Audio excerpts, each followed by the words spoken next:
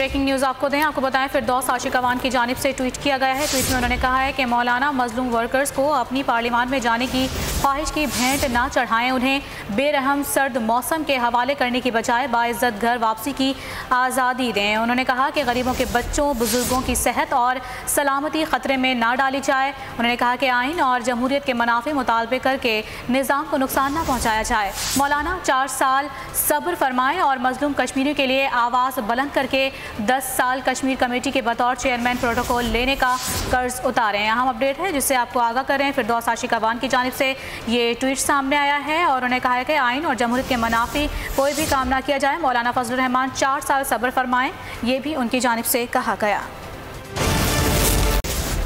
Breaking news आपको बताएं फिरदौस आशिक अवान की जानिब से ट्वीट किया गया है। ट्वीट में उन्होंने कहा है कि मौलाना मजलूम वर्कर्स को अपनी पार्लियामान में जाने की ख्वाहिश की भेंट ना चढ़ाएं, उन्हें बेरहम सर्द मौसम के हवाले करने की बजाय बाइज्जत घर वापसी की आज़ादी दें। उन्होंने कहा कि गरीबों के बच्चों बुजुर्गों की सेहत और सलामती ख़तरे में ना डाली जाए। उन्होंने कहा कि आइन और जमहूरियत के मुनाफे मुतालबे करके निज़ाम को नुकसान न पहुँचाया जाए। मौलाना 4 साल सब्र फरमाएं और मजलूम कश्मीरियों के लिए आवाज़ बुलंद करके 10 साल कश्मीर कमेटी के बतौर चेयरमैन प्रोटोकॉल लेने का कर्ज उतारें। अहम अपडेट है जिससे आपको आगाह करें। फिरदौस आशिक अवान की जानिब से ये ट्वीट सामने आया है और उन्हें कहा है कि आइन और जमहूरियत के मुनाफी कोई भी काम ना किया जाए। मौलाना फजलुर रहमान 4 साल सब्र फरमाएं, ये भी उनकी जानिब से कहा गया।